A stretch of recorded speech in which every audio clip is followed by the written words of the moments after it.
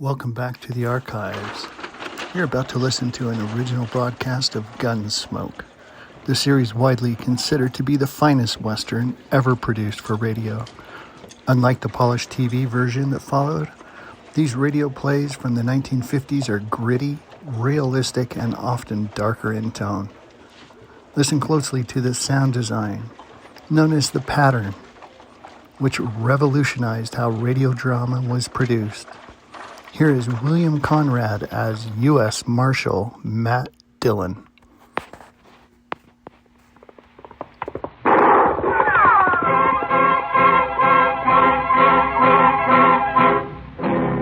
Around Dodge City and in the territory on West, there's just one way to handle the killers and the spoilers, and that's with a U.S. Marshal and the smell of Gunsmoke.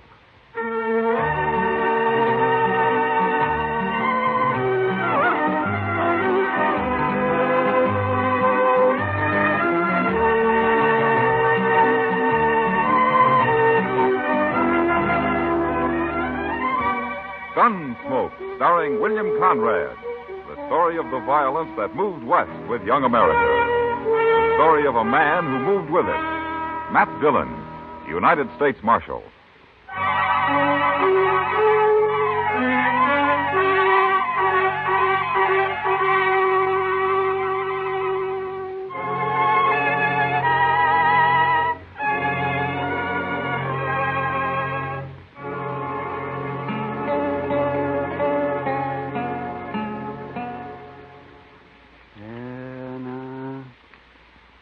Hold tight now, Matt.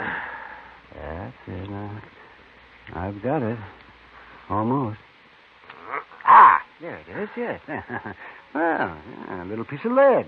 Just as we thought. You see? Now, that took you long enough, Doc. Nah, don't you blame me. You should have come here before. People never do go to a doctor until the last minute. I've carried that lead in my leg for over a year, Doc, and never did bother me any.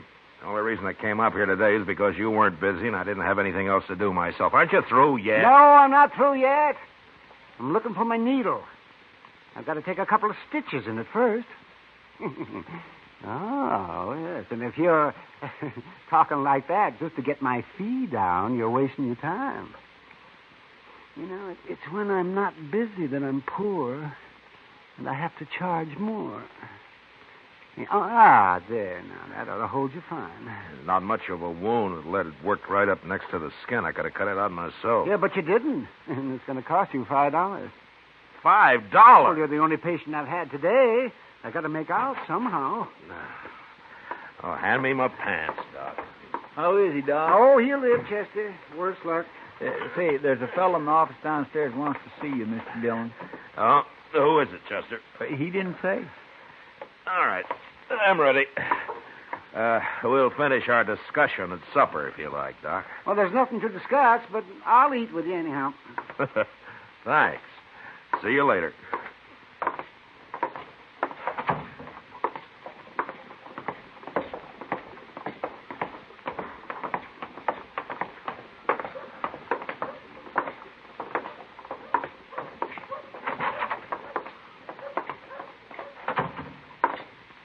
Are you Marshal Dillon? I am. My name's Parker. I'm a special deputy representing the New Mexico Stockraisers New Association. Mexico? Of course. Haven't you heard of the association? Yeah, I've heard of it. I was just thinking you're a long way from home, aren't you? Perhaps. Marshal, I have a warrant here for the arrest of Dane Shaw. Dane Shaw. I never heard of that name around here. We'll let the marshal handle this if you don't mind. Oh, we will, huh? Well, now, you're a pretty high and mighty for just a doggone... Easy, Chester, easy. Here's the warrant, Marshal. Who issued this, Mr. Parker? We had Judge Blent of Santa Fe issue it. You had him issue it? Well, no. What I mean is read it. Read it. Yeah. It's got the judge's name on it and a seal. That looks okay to me. What makes you think this Dane Shaw's in Dodge? I didn't say I thought he was in Dodge. You're the one looking for help, mister, not me. It's a warrant, and you're a marshal. And we think Dane Shaw may be in or near Tascosa. Tascosa? That's a long ride from here, Mr. Parker. Isn't there someone closer than I am? No, I was told to deliver the warrant here. I see. Oh, what's this Shaw wanted for, anyway? Rustling, murder, banditry. All of that? He once rode with Billy the Kid. Does that explain it? Not quite, Mr. Parker. We hold those men equally responsible, every one of them. We? The Stockraisers Association and others. Ah, I see. Now, you say Shaw once rode with a kid. You mean he isn't still with him? Shaw left the gang just 2 years ago. Who told you he did? Pat Garrett. Pat Garrett. Well, if he said so, it's probably true. We've got to put a stop to that gang, Marshal. New Mexico is like an armed camp till we do. But Shaw isn't with the kid anymore. He's of the same breed, and he'll be back, maybe with his own gang. Yeah, that's possible. In any case, the man's wanted, and you have the warrant. Why don't you come down to Tascosa with us, Mr. Parker? No, that's not my job. I'll wait right here in Dodge. Yeah, I thought so. Any idea what Dane Shaw looks like? 6 feet, black hair, about 180 pounds. That's not much help. Anything else? They say he has a knife scar across his ribs on the left side. Well, that's something. Where's he from? Who knows where any of those men come from? They all lie, anyway. Why, they say Billy the Kid claims to have been born in New York. Well, maybe he was. Oh, nonsense. How do you know? Well, I was born in New York, for one thing. And you couldn't both have come from the same town. I'd hate to think so, Marshal. All right, Mr. Parker, you keep nice and cozy here in Dodge, and we'll ride down to Tascosa for you. Now, Marshal, I don't think that's quite called for. Chester, go get our horses. Yes, sir, Mr. Dillon.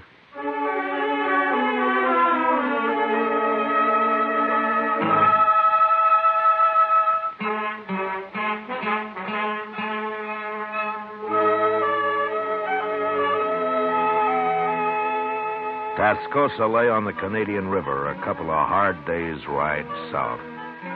Until recently, it had been a Comanchero trading point. Now it was mostly a center for cattle thieves looking for a place to spend their money.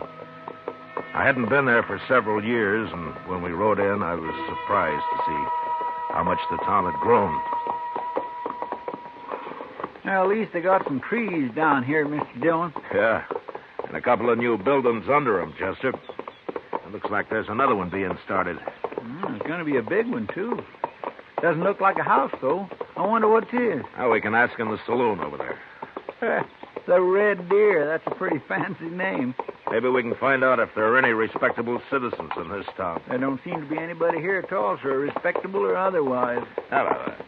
Oh. I sure could use a drink, Mr. Dillon. Well, I figure we've earned one.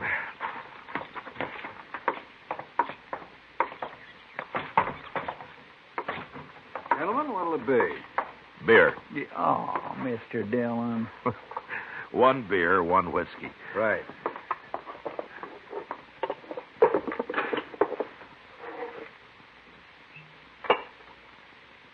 There now. That's the best-looking thing I've seen yet in this town. Here's how. Tascosa's changed some. You been there before? Yeah, some time ago.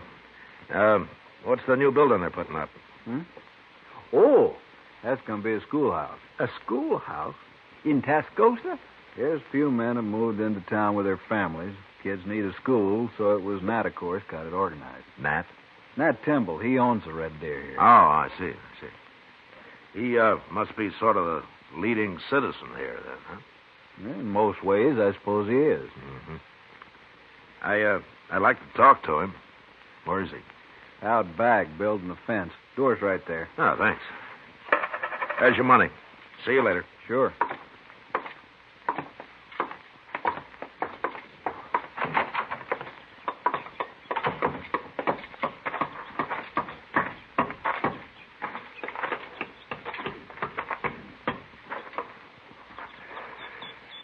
Hello, Mr. Timble. Nat Timble. I'm Matt Dillon, and this is Chester Proudfoot. I'm glad to know you. Barkeep told us that we'd find you out here. Yes, Mike Parsley. He's a good boy. I gathered from him that You are the right fellow to come to, Mr. Timble. What can I do for you? Well, I'm looking for a man. You are? Why? I'm U.S. Marshal, Dodge City. We don't get the law down here often, Marshal. No. Man I'm looking for is Dane Shaw. Do you know him? Nobody by that name around here? Oh, I expect he's changed his name. And how are you going to tell him from anybody else? He's 6 foot tall, black hair, weighs 180 pounds. Could be most anybody that built. He's got a scar across his ribs. It isn't often you see a man without a shirt, Marshal. What you want it for? He used to ride with Billy the Kid. He quit, but they think he might be planning to return to New Mexico with a different bunch, one of his own, maybe. Then it'd be better to stop him now, if that's true. No, I agree. That's why I'm here. Well, wish I could help you, Marshal. What are you going to do? I don't know. Stay around for a day or so, I guess. Maybe I'll hear something. Fine. You know, it'd be too bad since that fella quit the Kid if he went back to the same old outlaw life. Sure. But he probably will. Men don't often change. Some do if they get the chance. Take Mike Postlin there, the barkeep. Oh? What about him? Mike used to carry a gun for Harry Gunter. Gunter calls himself a rancher down here, but he spreads a mighty big loop. You mean he's really a cattle rustler? Everybody knows it, but nobody's proved it yet, and one reason was because of Mike. He sort of kept everybody off Gunter. How? Mike Postel's pretty fast with a gun. I see. How come he's tending bar for you, Temple? Well, I'll tell you. He had decided himself to stop working for Gunter, and one night he was telling me about it, and I helped him decide the rest of the way. Ah. And then you gave him a job, huh? That's right, Marshal. He'll make out fine if Gunter lets him alone. Well, that was decent of you, Temple. I hope it works. But being a lawman, I suppose you don't think it will. Well, a lawman isn't all bone, Mr. Temple. Lawman could arrest Mike Postel right now for what he's done. You can't arrest everybody. But anyway, if I were handling it, I'd go after the head man, Gunter. They don't seem to think you're way over in New Mexico. Well, I hear Pat Garrett's after Billy right now, and he'll get him with any luck at all. Pat's a good manhunter. Maybe. But they also want this fella Dane Shaw. Yeah, there's a warrant for him signed in Santa Fe. Yeah. If Pat does stop Billy, there's no point in letting Shaw come back with a new gang. If that's what he aims to do. Well, he might have it in mind. Well, Marshal, that's your problem. Right now, come on inside and have a drink on the house. Oh, thanks, Mr. Temple. It'll be a pleasure. Then I'll tell you where you can get something to eat that won't poison you. Say now, I think I'm going to like Tascosa after all. Sure you are.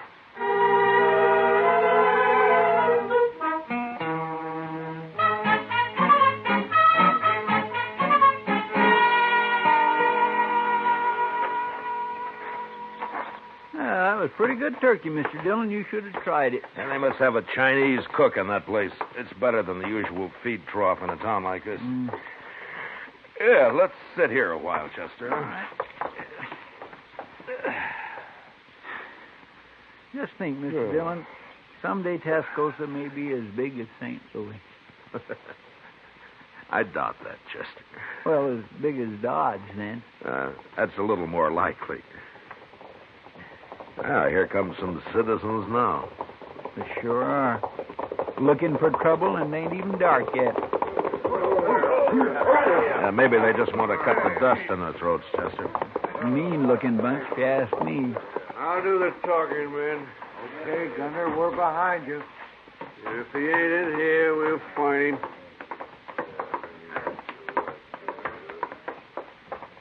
Did he say Gunter? Yeah, I did, Chester. Come on, let's watch this. All right, come on. I didn't expect... Over here, Chester. Yes, You come here for a drink, gentlemen? No, Postel, we didn't come here for no drink. And state your business, Gunter. You're the first man ever walked out on me, Postel. I don't like it, and I don't aim to tolerate it. That all? There's two reasons you're coming back. I'm not interested in your reasons, Gunter. One is I need your gun. I'm through selling my gun. And the other is you know too much about my business. Your business is your affair, Gunter. You know I don't talk. Maybe. But you're still coming back. That's so. Which one of you's gonna bring me back? You're pretty handy with that six-shooter of yours, Postle. Ain't any one of us fool enough to go against you. That's about what I figured. But you can't shoot the whole bunch of us.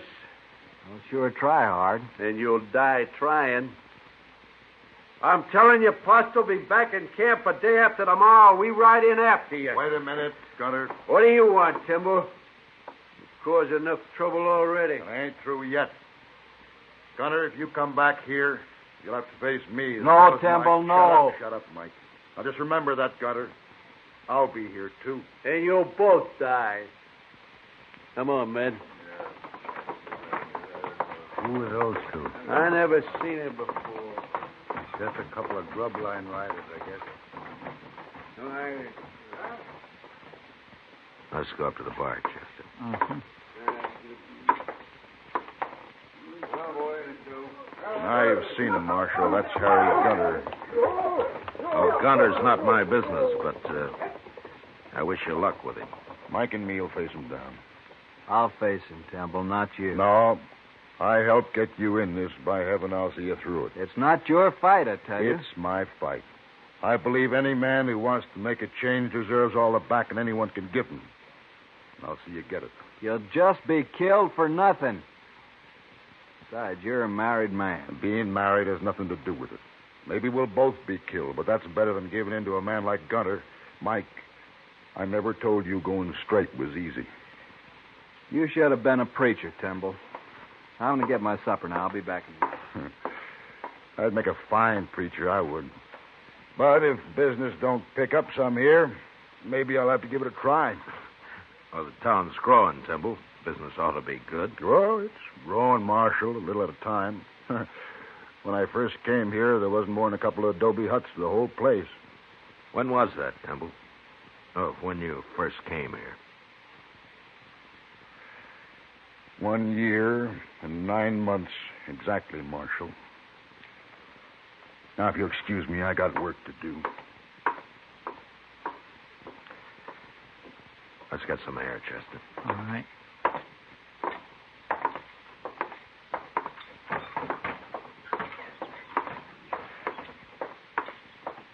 He's a mighty nice fellow, that Nat Timble, isn't he? I mean, willing to back up Mike Postle that way. He's a man of his word.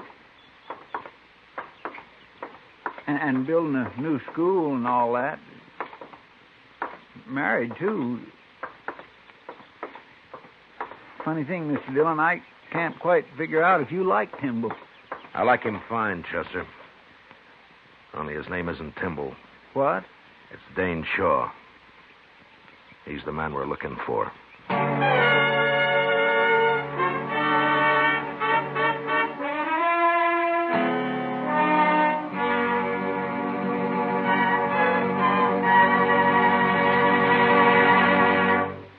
We will return for the second act of Gunsmoke in just a moment. But first, tomorrow night on most of these same stations, CBS Radio presents Dick Powell in the role of Richard Diamond, private detective.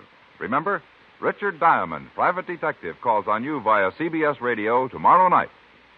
Now the second act of Gunsmoke.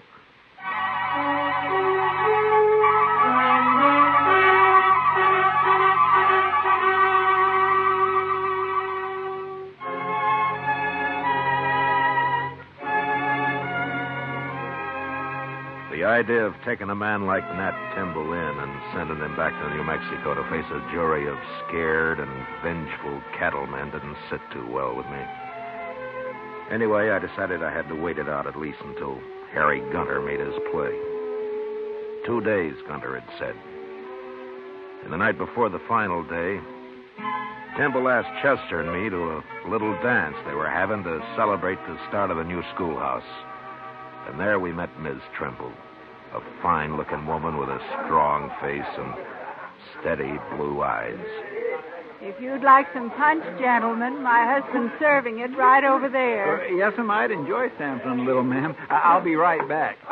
Chester. Yes, sir? Huh? Oh, my goodness. Oh, excuse me, ma'am. I'd also enjoy fetching you a cup of that punch. Oh, thank you, Chester, but I'll have some later. Well, sure, ma'am. Anytime. I'll be right back. I'd be foolish not to take advantage of your husband's being busy, Miss Timble. Would you do me the honor? No offense, Marshal, but I'd rather get a breath of air outside. Why, certainly, ma'am. Would you accompany me? Why, of course.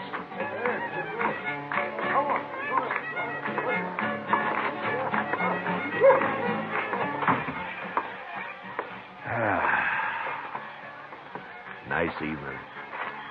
You think it'll hold, Marshal? Oh, it won't rain. Not for the next couple of days, anyway. That's not exactly what I meant. I was wondering how nice tomorrow evening will be. Afraid I don't quite follow, ma'am. After Harry Gunter and his gang ride in. Oh. Well, now, I wouldn't worry about that, Miss Timble. My husband's involved, Marshal. I'm bound to worry. Of course. It's not that I don't want him to back Mike Postle and fight alongside him. He's got to do that. But I don't want him killed. He's the finest man that ever lived, Marshal. Yeah, sure, Miss Timble. He believes that a man's got a right to change, and he's willing to die for that. I know. Tell me, do you think he's right, Marshal Dillon? In spite of what the law might say, do you think he's right? I think he's right, ma'am. I had a feeling you would. But maybe things will work out all right tomorrow. Maybe everything will be fine. I hope so, Marshal. Anyway, I'll bring our son up to know his father for the rare kind of man he is. Oh? Well, I didn't know you had a son. We haven't yet. What? I haven't even told Nat. But we're going to have one, Marshal. Oh, I see. Shall we go in now? And I'll be your partner for the next dance, if you like. What? I'd be proud, Miss Timble. Real proud.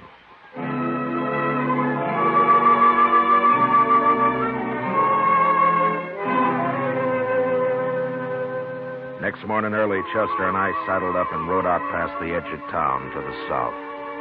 There we pulled off the trail into a clump of scrub cedar and waited. Beyond us lay the Canadian River, and across it broad Vegas of spring-fed meadow grass. As we watched, a buffalo, cow, and calf came to the river and drank. And then they suddenly moved off upstream and disappeared in the mesquite. And a moment later, 6 horsemen came out of the distance, riding hard for the river and for Tascosa. I reckon that's them, Mr. Dillon. You, don't have to do this, Chester. I know it. Any objections to me using a rifle? There are no rules in this game. I'll feel a mite cozier behind the Winchester. Eyes open, Chester. Yes. Come on.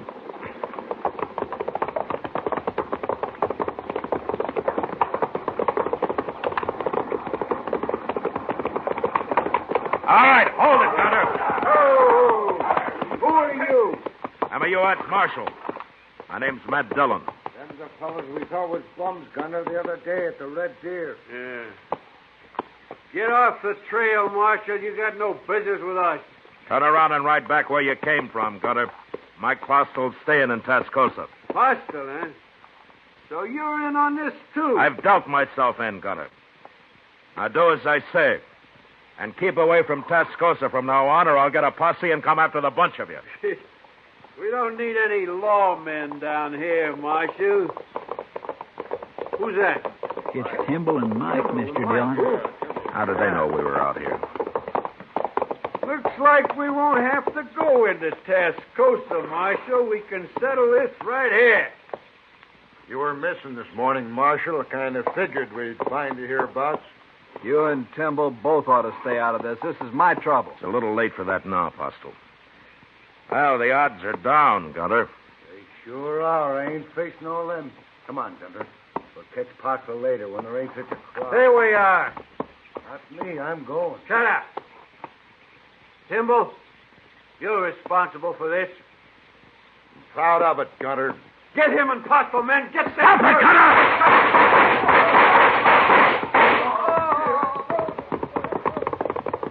Should we go after them three? No, let them go, Chester. They won't be back. Timble's been hit.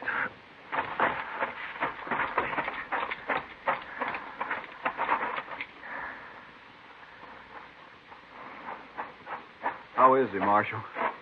He got hit bad. Chester, go see if Gunter and those other two are really dead. Yes, sir. I told him not to come along. He wouldn't listen to me. Here, let me pick him up and get him back to town. No, it's no use. He's done for, Apostle. Are you sure? He was dead before he hit the ground. We finished him, sir. All three of them. It'd take more than three of them to be worth that Timble. I'm sorry, Apostle. Done enough for me already. Why do you have to come here? This was my fight, not his. No, Apostle, not the way he looked at it. You see, Timble himself went straight a couple of years back. He did? Yeah. I came down here carrying a warrant for his arrest. You ain't going to be able to take him in now, are you, Marshal? No, I'm not. You know, I'm kind of mixed up about you. Coming down here to arrest him and then meeting Gunter and them out here today. I'm not important, Apostle. Just you remember what kind of man Timble was. I ain't likely to forget. I'll swear to that, Marshal. Good. Look, you and Chester stay here. I'll send a wagon out from town. I'm going in to see Ms. Timble.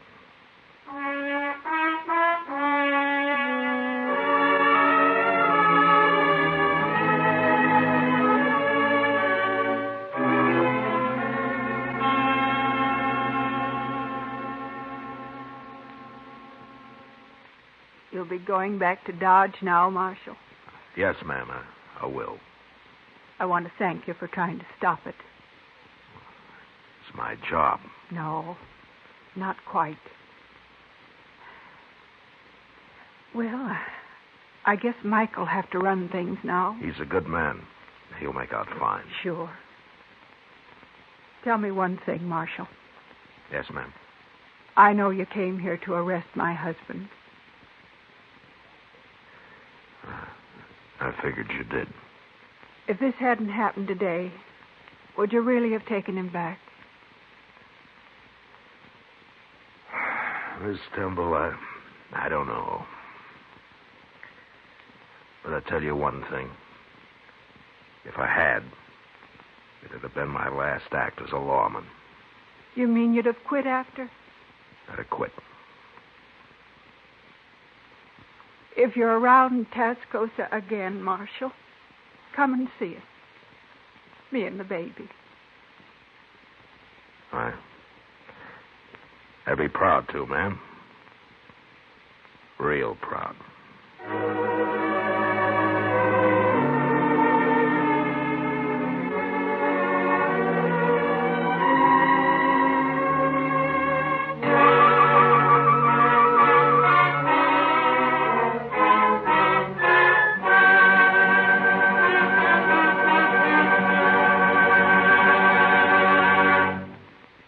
Gunsmoke, under the direction of Norman MacDonald, stars William Conrad as Matt Dillon, U.S. Marshal. Tonight's story was specially written for Gunsmoke by John Meston, with music composed and conducted by Rex Corey. Featured in the cast were John Daner and Tom Tully, with Harry Bartell, Paul Dubov, Helen Klebe, and James Nusser. Harley Bear is Chester, Howard McNear is Doc. Gunsmoke has been selected by the Armed Forces Radio Service to be heard by our troops overseas. Join us again next week as Matt Dillon, U.S. Marshal, fights to bring law and order out of the wild violence of the West in Gunsmoke.